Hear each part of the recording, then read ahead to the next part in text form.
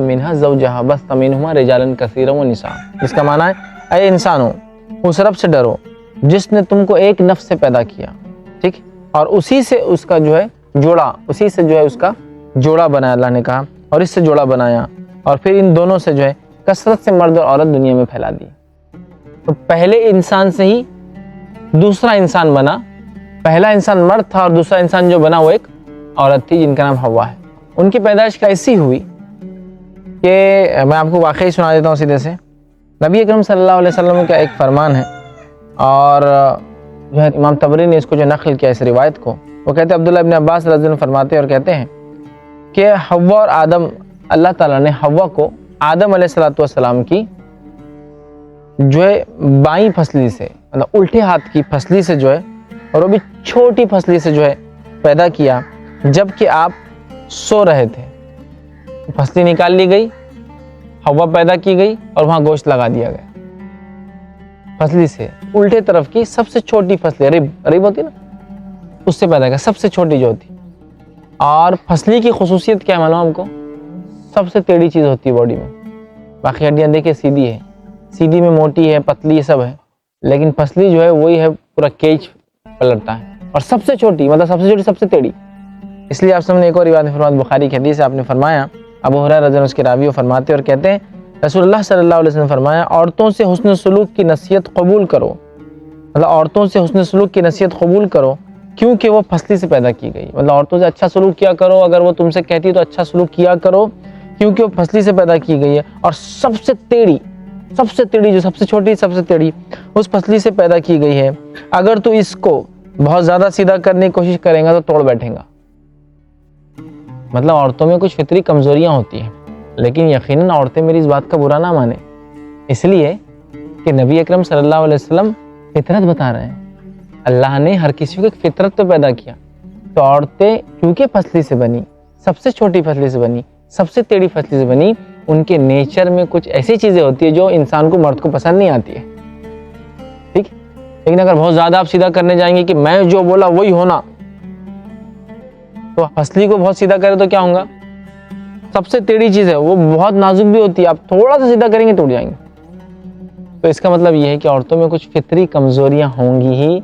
मर्द का काम है उनसे हमेशा अच्छा सलूक ही करे, ये बहुत जरूरी है। क्योंकि अगर बहुत ज्यादा सीधी करेगा तो तोड़ बैठेगा, अगर छोड़ देगा तो टेढ़ी की टेढ़ी रहेंगी। प्रेशर डालोगे थोड़ी देर तो सीधे हो जाएगा, बहुत ज्यादा डालोगे तो ब्रेक हो जाएगा, और छोड़ दोगे तो फिर रिटेन जैसा था वैसे अपनी शक्ल फिर ले लेंगी, फिर वहाँ टेढ़ी रहेंगी। इसलिए औरतों से हुस्न सलूक की नसीहत कबूल करो। मतलब अगर हुस्न सलूक करो, अच्छा सलूक करो, यानी जो है इनको नसीहत करते रहो और नर्म सलूक बरतते रहो।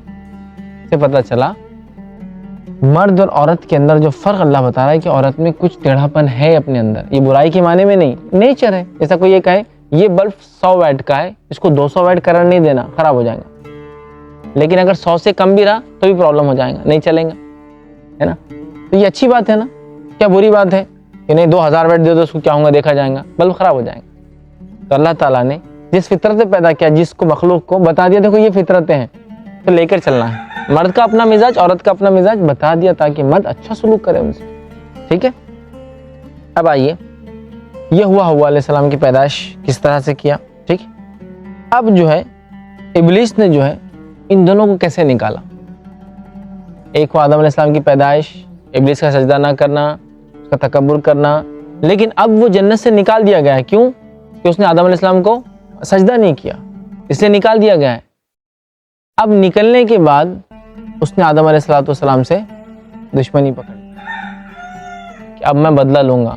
पहले ही वो परेशान था, बजा बजा के देख रहा था कि मखलूक आ गई, कुछ तो भी नया होने वाला है, ठीक है।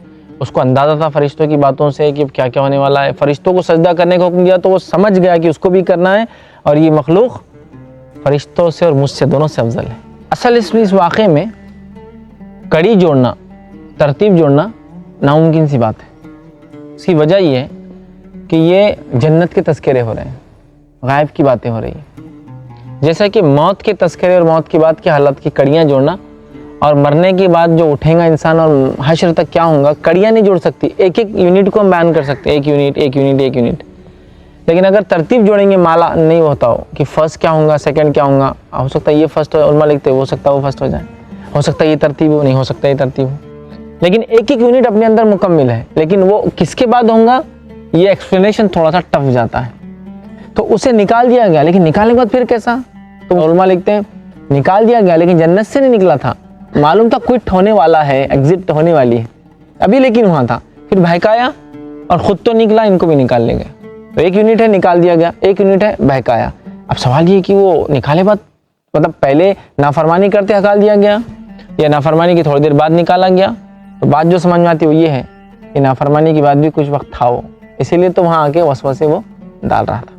तो आइए अब जो है इब्लीस का तकब्बुर और उसका अंजाम क्या हुआ और उसने क्या चालें चली दोनों के खिलाफ, मतलब ह्यूमैनिटी के खिलाफ। शैतान जो है उसका दुश्मन है, इंसानियत का शैतान दुश्मन है, ह्यूमन रेस का दुश्मन है। क्यों? तो उसको लगता है ये कॉम्पिटिटर थे उसके और अल्लाह ने उनको अफजल बना दिया था। ठीक, आइए आगे बहरहाल हम चलते हैं कि तकब्बुर का क्या, इब्लीस ने क्या किया, उससे क्या गुनाह हुआ था इब्लीस से? एक ही गुनाह हुआ था, तकब्बुर किया। तो तकब्बुर का अंजाम क्या हुआ देखिए। अब हुआ ये कि अल्लाह ताला ने जो है इब्लीस को सजदा करने का हुक्म दिया, इब्लीस ने सजदा नहीं किया, तकब्बुर किया, और अल्लाह रब्बुल इज़्ज़त ने जो है फरमाया तकब्बुर करने के बाद उसने दुश्मनी पकड़ ली। मतलब एक तो गलती खुद की थी और आदम अलैहिस्सलाम ने दुश्मनी पकड़ ली, और ये जिनों में से था। इसके लिए एक दलील भी देता हूँ जो कि सूरह कहफ सूरह नंबर 18 आयत नंबर 50 में अल्लाह ने कहा वइज़ क़ुल्ना लिल मलाइकति इसजुदू लि आदम फसजदू इल्ला इब्लीस काना मिनल जिन्नि फफसक़ अन अम्रि रब्बी। इसका माना होता है कि जब तेरे रब ने हुक्म दिया फरिश्तों को कि झुक जाओ आदम के सामने, सब के सब झुक गए सिवाय इब्लीस के। काना मिनल जिन्नी, वो जिनों में से था, फफसक़ अन अम्रि रब्बी, और उसने अपने रब के हुक्म को झुटला दिया।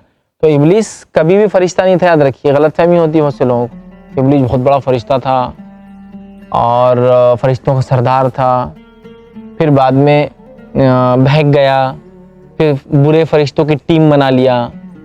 तो शैतान जो है वो बुरे फरिश्ते हैं, ठीक है, फिर टीम बना के अलग लेके निकल गया।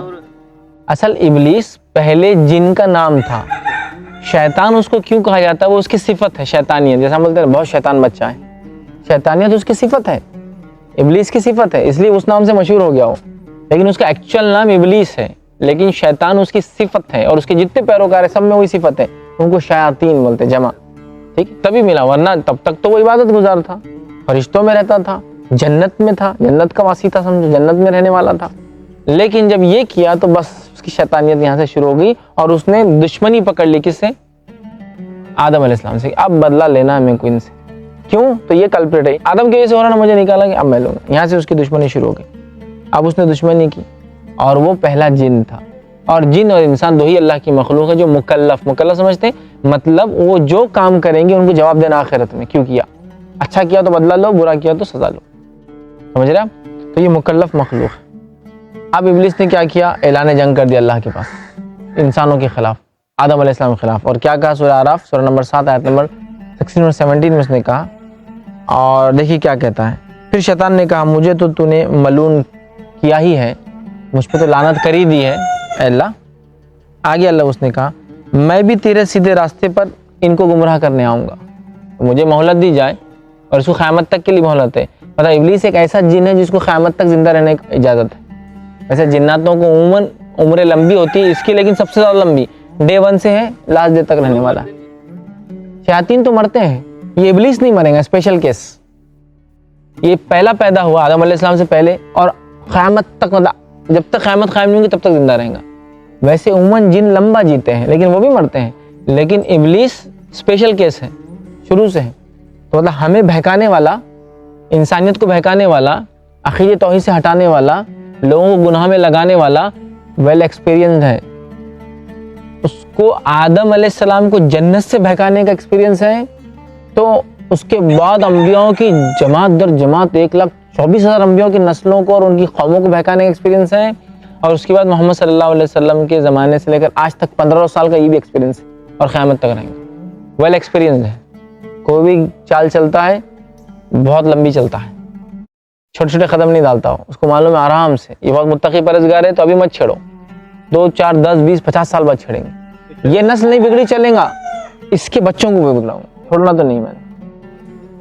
उसने चैलेंज दे दिया, तो कहा अल्लाह तूने तो मुझे मलून कर दिया, लानत वाला कर दिया, अब मैं सीधी राह में बैठूंगा। ठीक है, बैठूंगा, फिर इनके आगे पीछे और दाएं बाएं से